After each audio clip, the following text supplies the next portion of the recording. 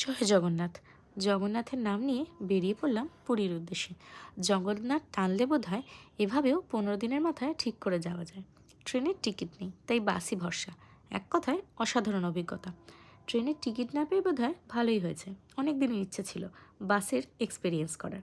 ভীষণ comfortable journey. ইচ্ছে করেই ওপরের সিট নিয়েছি, যাতে ভালো একটু ভিউ পায়। এখনও কোথাও গেলে বাচ্চাদের মতো মনটা কেমন নেচে ওঠে। ঠিক টাইমে বাস ছেড়ে দিল আর দিল স্ন্যাক্স। মা গঙ্গাকে প্রণাম করে বেরিয়ে পড়লাম যোগুদাদার কাছে। খাওয়া দাওয়ার জন্য একটু তাড়াহুড়ো ছিল বটে, কিন্তু বাস আপনাকে ফেলে কোথাও যাবে না।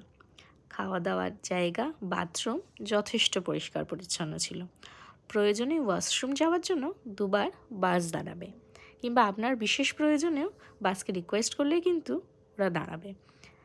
তাই আপনি যদি মনে করেন আপনার পরের ট্রিপে বাসকে সঙ্গী করবেন, একটুও ভুল ভাবছেন না। দেখতে দেখতে পৌঁছে গেলাম পুরীতে। আর এখানে আসলেই মনটা কেমন ভালো হয়ে যায়। সকাল সকাল রুম তো পাওয়া যাবে না, তাই সমুদ্রের পাড়ে বসেই কিছুক্ষণ সময় কাটালাম।